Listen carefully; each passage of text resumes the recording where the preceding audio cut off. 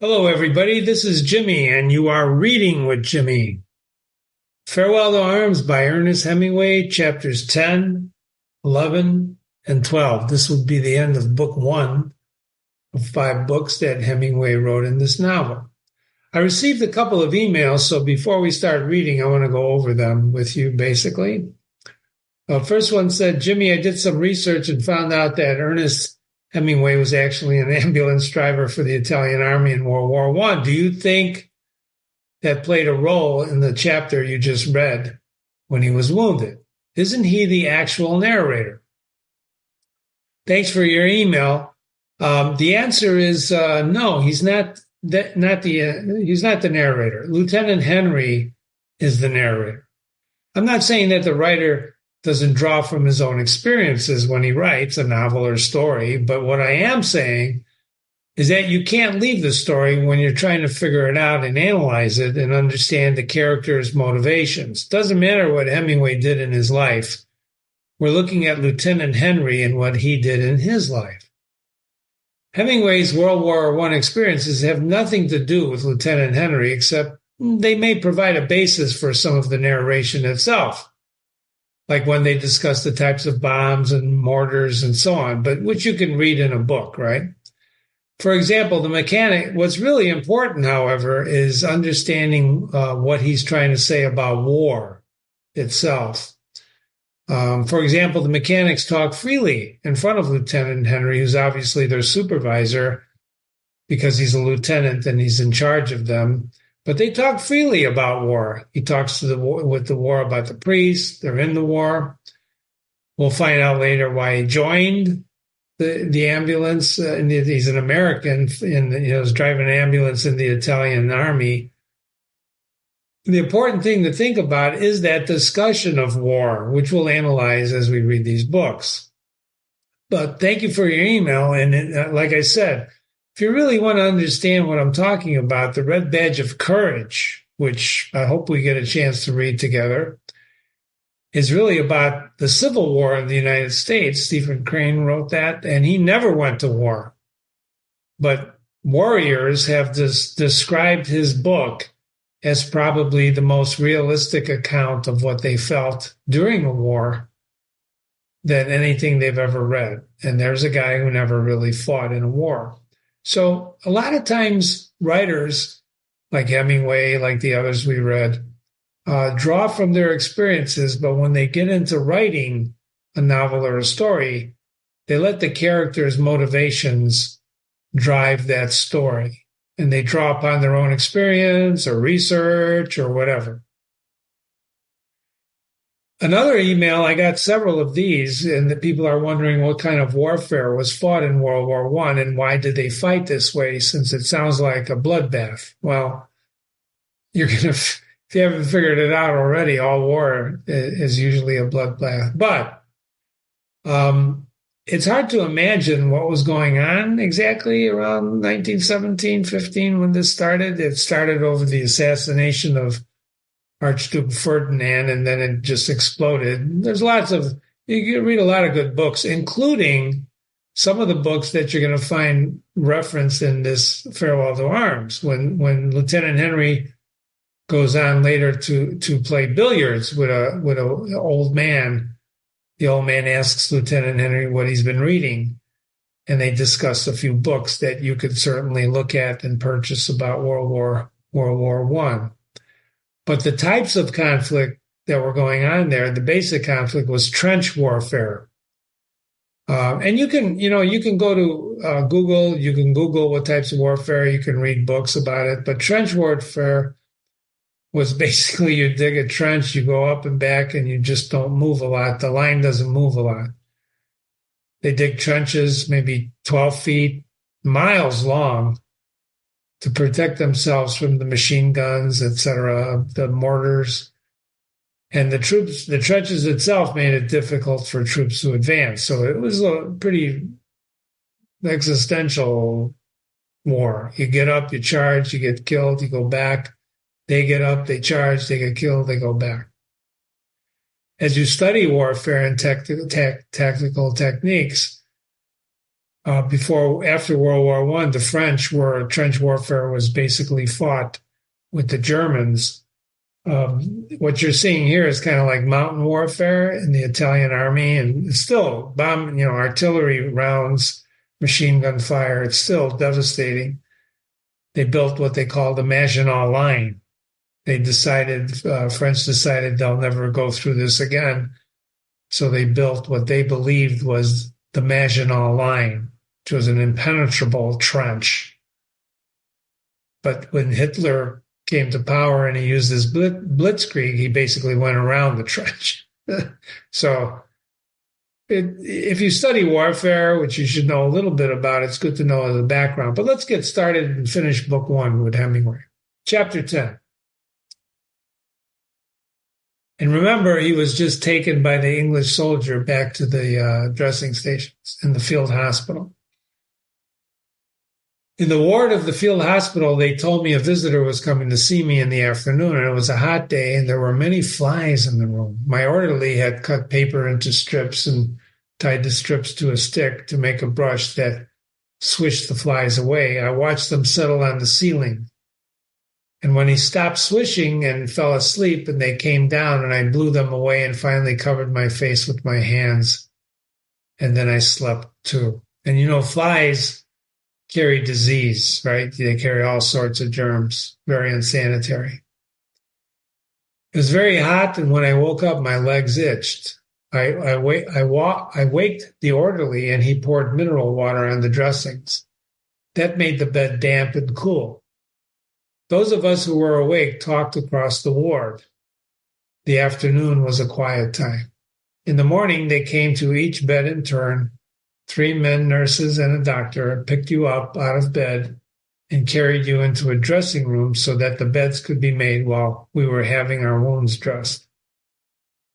This was not a pleasant trip to the dressing room, and I did not know until later that the beds could be made with men in them. My orderly had finished pouring water, and the bed felt cool and lovely, and I was telling him where it was to scratch on the soles of my feet against the itching when one of the doctors brought in Rinaldi. He came in very fast, and he bent down over the bed and he kissed me. I saw he wore gloves. "How are you, baby? How do you feel?" "I bring you this." And it was a bottle of cognac. And the orderly brought in a chair, and he sat down. "And good news, you're going to be decorated. They want to give you a medaglia di argento. And perhaps you can get one, maybe the bronze. But maybe you can get only the bronze. But what for?" I asked. "Because you are gravely wounded. They say if you can prove that you did a heroic act, you can even get the silver. Otherwise, it's going to be the bronze. Tell me exactly what happened. Did you do any heroic act?" "No," I said. "I was blown up while we were eating cheese." "Be serious. You must have done something heroic, either before or after. Remember carefully." "I did not." "Did you carry anybody on your back?" "Gordini says that you carried several people on your back, but the medical major on the first post declares that's impossible. He had to sign the proposition for the citation." "I didn't carry anybody. I couldn't move." "Well, that doesn't matter," said Rinaldi. He took off his gloves. "I think that we can get you the silver. Didn't you refuse to be medically aided before the others?" "Not very firmly," I said. "That doesn't matter. Look how you are wounded. Look at your valorous conduct in asking to go away to the first line. Besides, the operation was successful." "Did you cross the river all night?" "Did they cross the river all night?" "Enormously. They took nearly 1,000 prisoners. It's in the bulletin. Didn't you see it?" "No," I said. "I'll bring it to you. It was a successful groupement, sudden surprise attack, especially one made by the other army during a war." "How's everything?" "Splendid. We're all splendid. Everybody is proud of you. Tell me exactly, how did it happen? I'm positive you're going to get a silver. Go on, tell me. Tell me all about it." He paused and thought. "Maybe we can get an English medal, too. There was an English there. I'll go and see him and ask him if he will recommend you. You ought to be able to do something. Do you suffer much? Have a drink. Orderly, go get a corkscrew. You should see what I did in the removal of 3 meters of a small intestine, and better now than ever. It's one for the Lancet. This is a newspaper. You do me a translation and I will send it to the Lancet. Every day I am better. Don't forget Rinaldi's a surgeon. Poor dear baby, how do you feel? Where's the damn corkscrew? You're so brave. And quiet. I forget you're suffering. He slapped his glove on the edge of the bed. Here's the corkscrew, Signor Tenente, the orderly said. Open the bottle. Bring a glass. Drink that, baby. How is your poor head? I looked at your papers. You haven't any fracture. That major at the first post, he was a hog butcher. Pardon me. I would take care of you and I would never hurt you. I never hurt anybody. I learned how to do it. Every day I learn to do things smoother and better. You must forgive me for talking so much, baby. I'm much moved to see you badly wounded. There, drink that. It's good, huh? It costs 15 lira. It ought to be good. 5 stars. After I leave here, I'll go see that English and he'll get you an English medal. They don't give them like that, I said. Oh, you're too modest. I will send the liaison officer and he can handle the English. Have you seen Miss Barclay? I asked. I will bring her here. I will go now and bring her here. No, don't go, I said. Tell me about Gorzia. How are the girls? There are no girls. For 2 weeks now, they haven't changed them. I don't go there anymore. It's disgraceful. There aren't any girls. They are all war comrades. You don't go at all? I just go to see if there is anything new. I stop by. They all ask for you. It's a disgrace that they should stay so long and they become friends. Well, maybe girls don't want to go up to the front anymore, I said. Of course they do, Rinaldi said. They have plenty of girls. It's just bad administration. They are keeping them for the pleasure of the dugout hiders in the rear. Poor Rinaldi, I said. All alone at the war with no new girls. Rinaldi poured himself another glass of cognac. I don't think it will hurt you, baby. You take it. I drank the cognac and felt warm all the way down. It felt warm. Rinaldi poured another glass. He was quieter now. He held up the glass. To your valorous wounds, to the silver medal. Tell me, baby, when you lie here all the time in the hot weather, don't you get excited?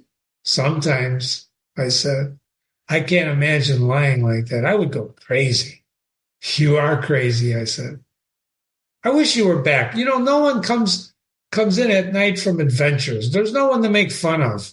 There's no one to lend me money. There's no blood brother and roommate. Why did you get yourself wounded? You can make fun of the priest, I said. That priest. It isn't me that makes fun of him. It's the captain. I like the priest. If you must have a priest, have that priest. He's coming to see you, by the way. He makes big preparations. I like him, I said. Well, I knew that. Sometimes I think you and he are a little that way, you know?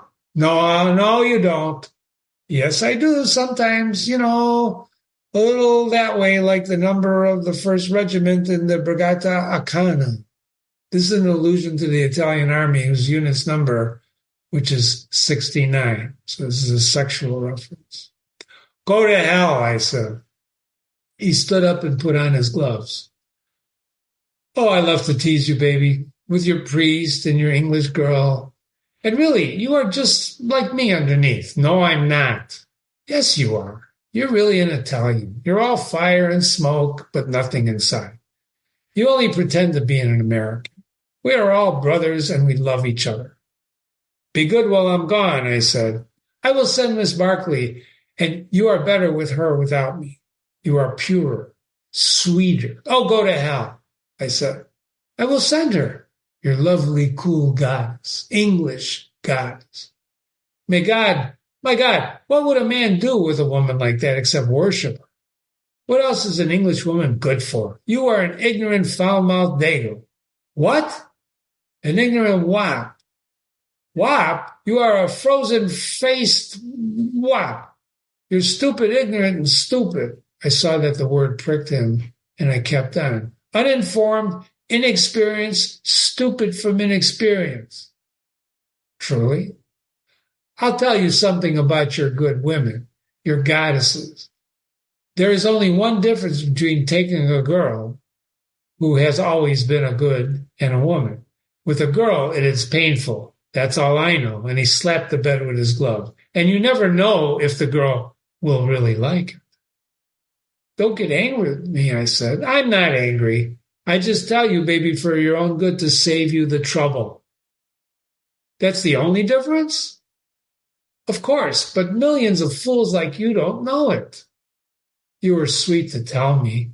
We won't quarrel, baby. I love you too much. But don't be a fool.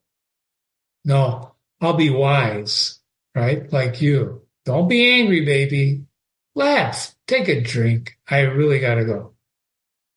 You're a good old boy. Now you see? Underneath we are the same. We are brothers. Kiss me goodbye. Ugh, you're sloppy. No, I'm just more affectionate. I felt his breath come toward me. Goodbye. I come to see you again soon. His breath went away.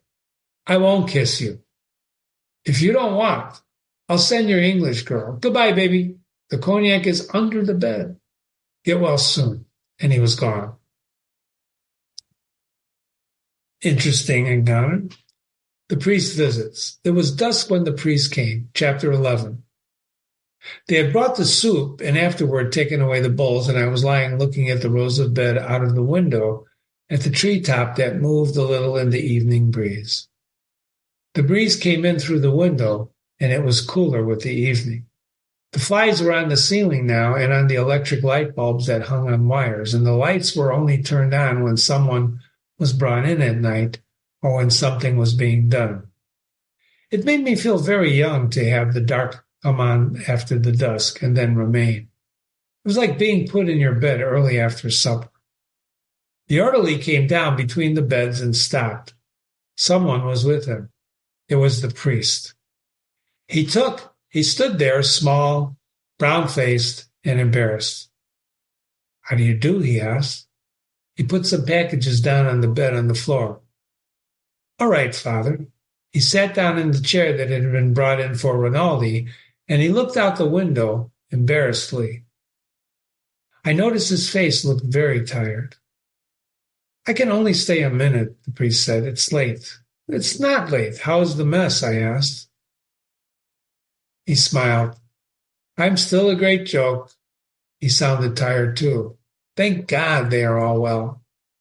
I'm so glad that you are all right, he said. I hope you don't suffer. He seemed very tired, and I was not used to seeing him tired. Not anymore. I miss you at the mess. I wish I was there, I said. I always enjoyed our talk. I brought you a few things, he said, and he picked up the packages. This is mosquito netting. This is a bottle of vermouth. Do you like vermouth? And these are English papers.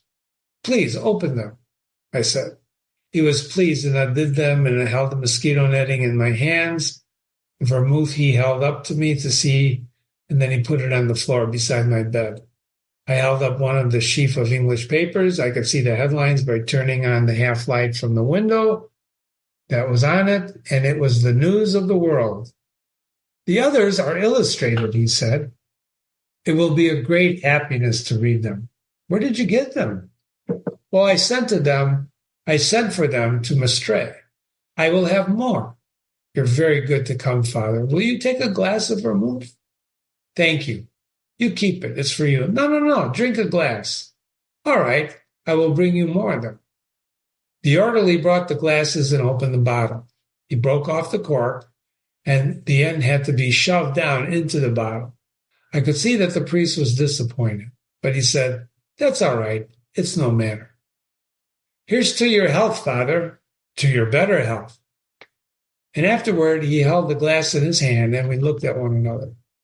Sometimes we talked, and we were good friends, but tonight it was difficult. What's the matter, Father? You seem tired. I'm not tired. I am tired, but I have no right to be. It's the heat. No, no, no. This is only the spring. I feel low. The war, you have the war disgust. No, but I hate war, the priest said. I don't enjoy it, I said. He shook his head and looked out the window. You don't mind it. You don't really see it. There's the word it again. You must forgive me. I know you are wounded. Oh, this is an accident. Still, even wounded, you do not see it. I can tell you do not see it. Myself, but I don't see it myself, but I feel it a little. When I was wounded, we were talking about it. Bassini was talking, I said. The priest put down the glass. He was thinking about something else. I know them because I am like they are, he said. No, no, no, you are different, though. But really, I am like they are. The officers don't see anything. Some of them do. Some are very delicate and they feel worse than us. They are mostly different. It is not education or money. It is something else. Even if they had education and money, men like Bassini would not wish to be officers. I would not be an officer. I would not be an officer. You rank as an officer. I am an officer. I'm not really, said the priest. You are not even Italian. You are a foreigner, but you are nearer the officers than you are to the men. What is the difference? I said. I cannot say it easily. There are people who would make war. In this country, there are many like that. There are other people who would not make war. But the first ones make them do it. Yes, said the priest. And I help them? But you are a foreigner and you are a patriot. And the ones who would not make war, can they stop it? I do not know, says the priest. He looked out of the window again and I watched his face. Have they been able to stop it? Have they ever been able to stop it?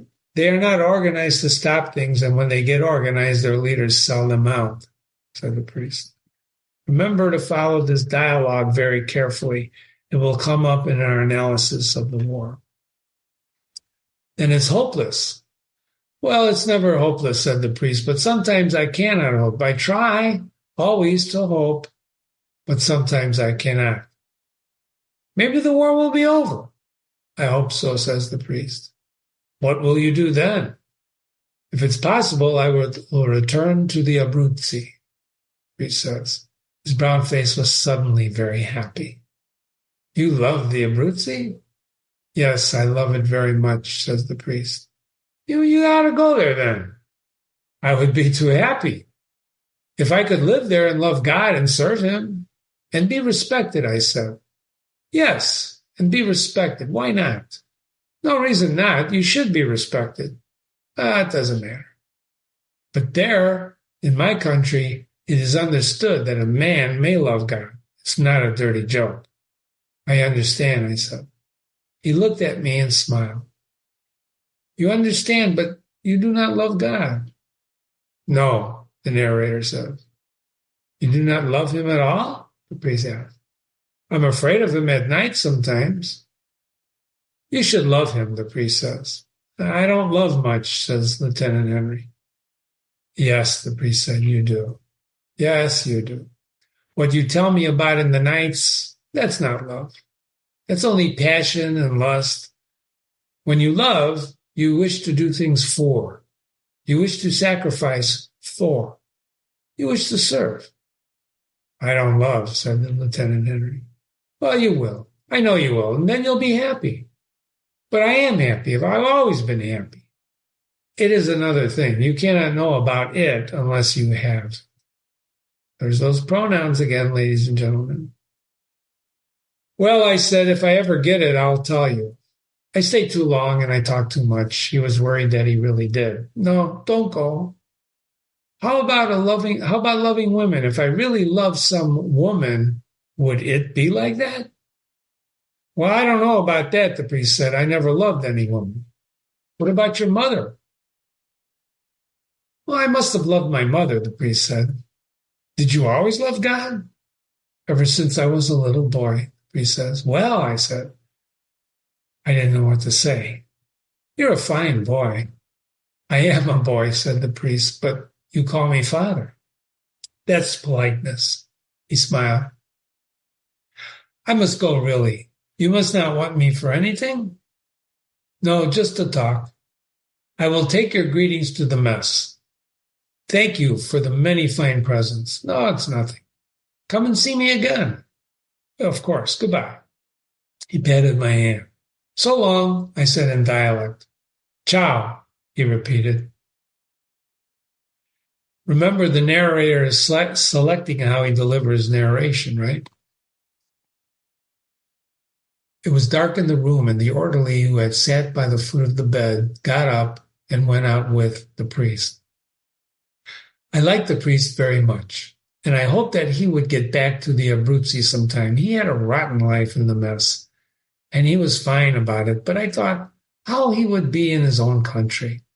At the Capricata, he had told me that there were trout in the stream below the town. It was forbidden to play the flute at night. When the young men serenaded, only the flute was forbidden. Why, I had asked. Well, because it was bad for the girls to hear the flute at night. The peasants all called you Don, and when you met them, they took off their hats. His father hunted every day and stopped to eat at the houses of the peasants. They were always honored. For a foreigner to hunt, he must present a certificate that he had never been arrested. There were bears on the Gran Sasso d'Italia, but it was a long way. Aquila was a fine town. It was cool in the summer at night, and the spring in the Abruzzi was the most beautiful in Italy. But what was lovely was the fall to go hunting through the chestnut woods.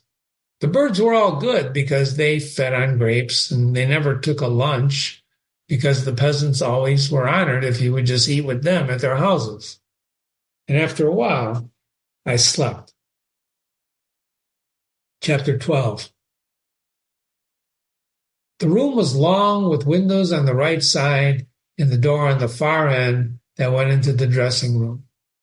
The row of beds that mine was in faced the windows, and another row under the windows faced the wall. If you lay on your left side, you could see the dressing room door. Then there was another door at the far end that people sometimes came in by, and if anyone were going to die, they put a screen around the bed so you could not see them die. But only the shoes and the puttees of the doctors and men nurses showed under the bottom of the screen, and sometimes at the end there would be whispering. And then the priest would come out from behind the screen, and afterward the men nurses would go back behind the screen to come out carrying the one who was dead, with a blanket over him down the corridor between the beds, and someone folded the screen and took it away. Remember how his style of writing is to make you feel what's going on. Use your imagination. That morning, the major in charge of the ward asked me if I felt that I could travel the next day. I said I could.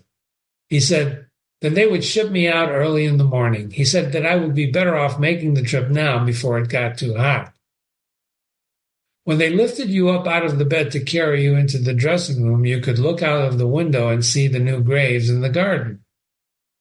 A soldier sat outside the door that opened onto the garden, making crosses and painting out the names, rank, regiment of the men who were buried in the garden.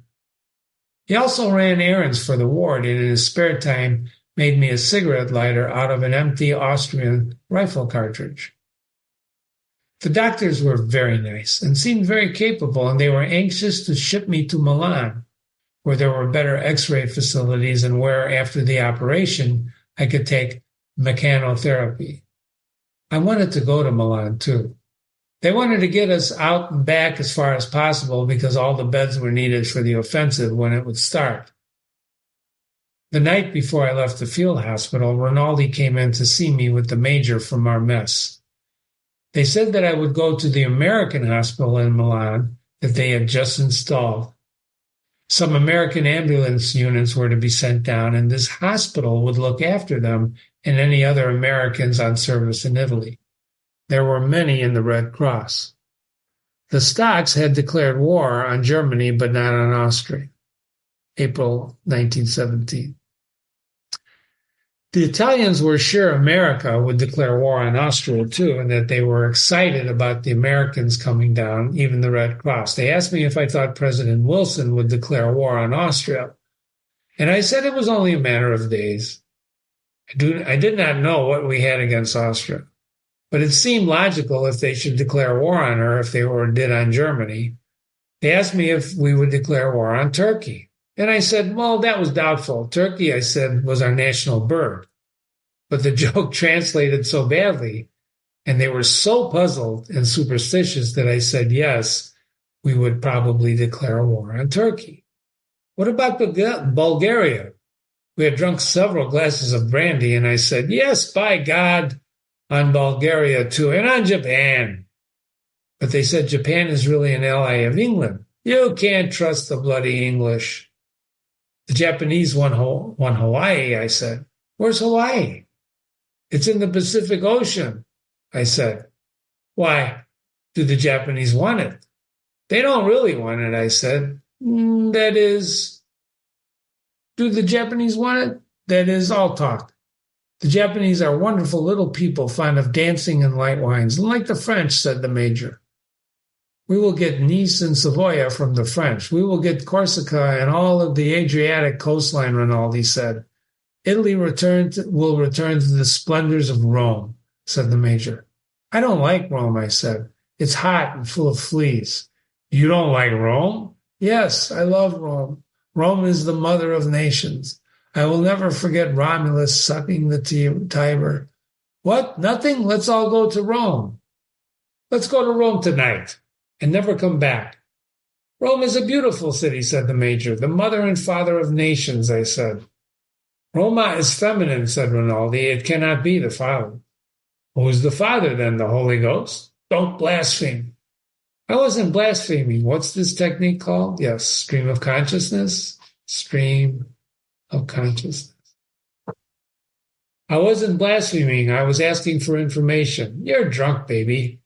Who made me drunk? I made you drunk, said the major. I made you drunk because I love you and because America is in the war. Up to the hilt, I said. You go away in the morning, baby, Rinaldi said. To Rome, I said. No, to Milan. To Milan, said the major. To the Crystal Palace and the Cova and the Campris and the Beefies, to the Galleria.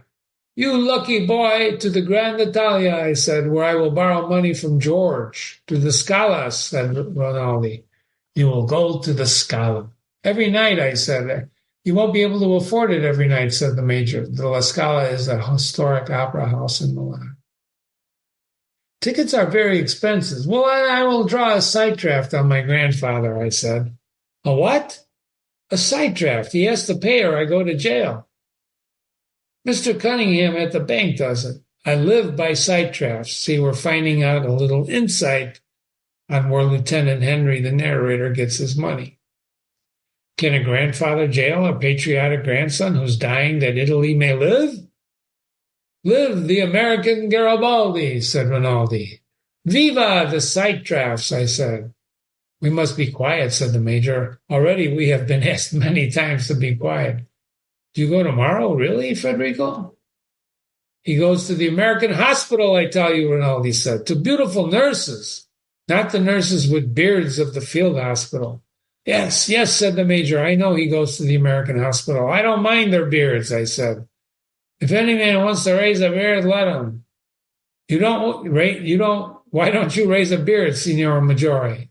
The major. Could not go well in the gas mask. Yes, it could. Anything could go in a gas mask. I vomited in a gas mask. Don't be so loud, baby, Rinaldi said. We all know you have been at the front. You're a fine baby. What will I do when you're gone? We must go, said the major. This becomes sentimental. Listen, I have a surprise for you. You're English. You know the English you go to see every night at their hospital? She's going to Milan, too. She goes with another to be at the American hospital. They had not gotten nurses from America yet. And I talked today with the head of their reparto.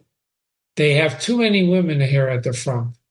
They send some back. And how do you like that, baby? All right, huh? Huh? You go to live in the big city and have your English there to cuddle you. Why don't I get wounded? Maybe you will, I said. We must go, said the major. We drink and make noise and disturb Frederico. Don't go. Yes, we must go. Goodbye. Good luck. Many things. Ciao, ciao, ciao. Come back quickly, baby. Rinaldi kissed me. You smell of Lysol. Goodbye, baby. Goodbye. Many, many things. The major patted my shoulder. They tiptoed out. I found that I was quite drunk, but I went to sleep. One of the questions to think about and comments to think about is this use of the word baby. Now, remember, he's translating Italian, right? Rinaldi doesn't speak English. Rinaldi speaks Italian. He was trying to learn English when he gave up Miss Barkley to the lieutenant and he stuck with Ferguson. So baby in Italian means bambino, bambino. Goodbye, bambino. And it sounds better in Italian than baby, but that's what it means. The next day in the morning, we left for Milan and arrived 48 hours later. It was a bad trip. We were sidetracked for a long time this side of Mestre, and children came and peeked in, and I got a little boy to go for a bottle of cognac, but he came back and said he can only get grappa. I told him to get it, and when it came, I gave him the change, and the man beside me and I got drunk and slept until past Vincenza, where I woke up, and I was very sick on the floor. It didn't matter because the man on that side had been very sick on the floor several times before. Afterward, I thought I could not stand the thirst in the yards outside of Verona, so I called to a soldier who was walking up and down beside the train, and he got me a drink of water. I woke Giorgetti, the other boy who was drunk, and offered him some water. He said to pour it on his shoulder, and he went back to sleep. The soldier would not take a penny that I offered him and brought me a pulpy orange. I sucked on it and then spit out the pith and watched the soldier pass up and down the freight car outside, and after a while, the train gave a jerk and started. The American Garibaldi here. Giuseppe Garibaldi was an Italian general, patriot, revolutionary, and Republican. He contributed to the Italian unification and the creation of the Kingdom of Italy. A famous, famous patriot of Italy, Garibaldi. You can read about him. Well, that was the end of book 1, Reading with Jimmy. You've been reading with Jimmy. And this, if you will recall, has been 10, 11, and 12 of A Farewell to Arms by Ernest Hemingway. Email me, jimmy@readingwithjimmy.com, jimmy@readingwithjimmy.com. Book 1 is over. We'll be starting book 2 next. And I can imagine you can guess what that's all about. It's about his arrival in Milan. We'll analyze book 1 soon, and you'll see it posted on the website. Thanks for listening. Bye.